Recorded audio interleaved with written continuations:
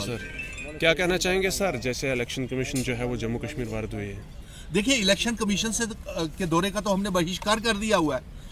Mission statehood और मैं चुनाव आयोग जो कश्मीर का दौरा भी किया और आज जम्मू के दौरे के ऊपर भी है शायद, तो हमने उसका बहिष्कार इसलिए किया है कि पिछले 2 सालों से हम चुनाव आयोग को दिल्ली में फुल बेंच मिलकर के आए थे और ये मांग करके आए थे कि जम्मू कश्मीर में जल्द से जल्द चुनाव करवाए जाएं। लेकिन राजीव कुमार के फुल बेंच ने 2 सालों तक जम्मू कश्मीर के लोगों को बेहद परेशानी में डाल के रखा और यहाँ पे असेंबली के चुनाव नहीं करवाए गए। इसलिए हमने उनका बहिष्कार कर दिया और आज भी हमारी और पिछले 2 सालों से हम ये गुहार लगा रहे हैं और चुनाव आयोग को मालूम है कि हमारे जम्मू कश्मीर की आवाम क्या चाहती है। जम्मू कश्मीर की आवाम ये चाहती है कि पार्लियामेंट के चुनावों के साथ असेंबली के चुनाव भी करवाए जाए।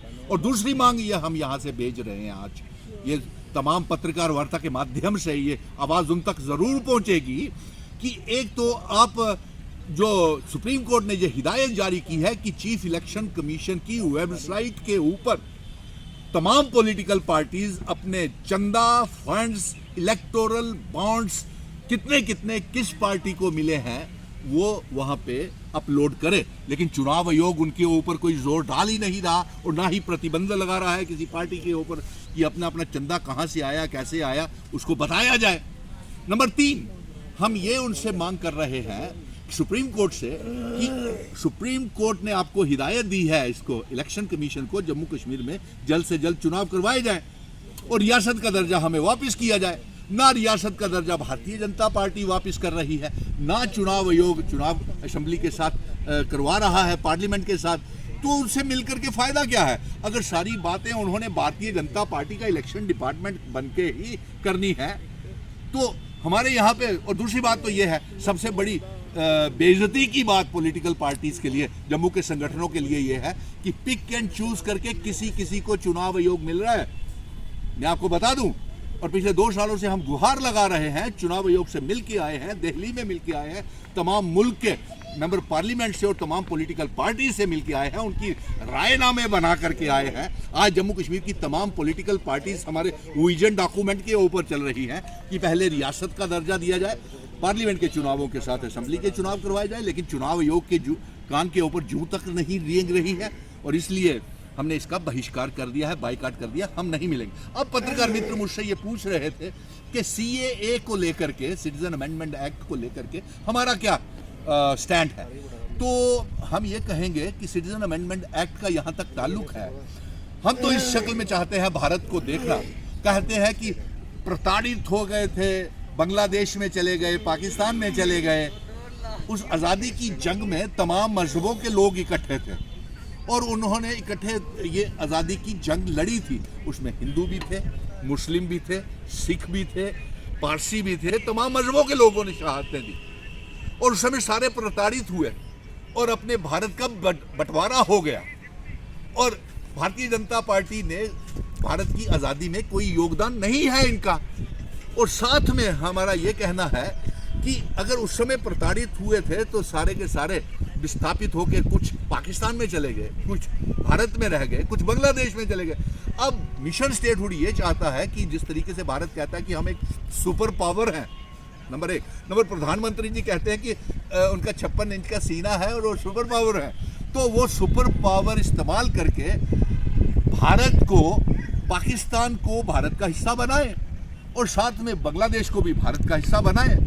क्योंकि बंटवारा तो बीजेपी के आज़ादी का ना उनमें आज़ादी का रोल था, लेकिन एक रोल अदा कर सकती है कि जो बंटवारा हुआ था उसको इकट्ठा कर सकती है। लेकिन खबरें तो आ रही है कि आप भी बीजेपी ज्वाइन करने वाले हैं। यार ये पत्रकार मित्र, मुझे कहीं भी जाता हूं मैं, ये कहां से आवाज निकल करके आ गई कि भारतीय जनता पार्टी में ज्वाइन कर रहा हूं। अभी आपसे पहले पत्रकार ये पूछ रहे थे मुझसे कि आप गुपकार का हिस्सा है, वो गुपकार में अब दंगल लग गया है तो अब आप कहाँ जाएंगे। शायद इसी बात के उनके दंगल की वजह से ये मुझे बीजेपी ज्वाइन करने के लिए आप सोच रहे हैं पत्रकार मित्र। ना मैं भारतीय जनता पार्टी में जा रहा हूँ, मैं जम्मू कश्मीर का बेटा हूँ, खुश हूँ, महाराजा हरि सिंह जी की का बेटा हूँ, जम्मू कश्मीर लद्दाख पीओके गिलगित बल्टिस्तान का हिंदू मुस्लिम सिख ईसाई गुज्जर बकरवाल का बेटा हूँ। रियासत इकट्ठा देखना चाहता हूँ, भारत को एक साथ देखना चाहता हूँ, मजहबी दंगे फसाद नहीं चाहता हूँ। तो इसीलिए शायद, और गुपकार का मैं एक बात और क्लियर कर दूँ, गुपकार में मैं कभी भी नहीं था। हाँ, कश्मीरी लीडर मेरे पास ज़रूर आए थे, क्योंकि मैंने ये इनिशिएटिव लिया था कि मैं कश्मीर और जम्मू के नेताओं को इकट्ठा बिठाऊंगा और ऑल पार्टीज़ का हमने गठबंधन बनाया। लेकिन अफसोस ये है कि ये पार्टियाँ क्यों आपस में दंगल करना शुरू हो गई, और अभी तो रियासत भी नहीं मिली, 370 भी नहीं मिला। जो हम मांग कर रहे हैं कि इल्हाक की शर्तें महाराजा हरि सिंह जी की जो जिन शर्तों के ऊपर इल्हाक हुआ था वो शर्तें भी लागू नहीं हुई। ज़मीनी और नौकरियों की हिफाजत नहीं, स्टेट सब्जेक्ट हमारा छीन गया, आइडेंटिटी, कल्चर, डेमोग्राफी, इतिहास जम्मू कश्मीर का बर्बाद हो गया। आप इल्ज़ाम लगाते हैं, कुछ पत्रकार कहते हैं कि बीजेपी में शामिल हो रहा हूँ, किस शक्ल हमारा घर ही लूट गया।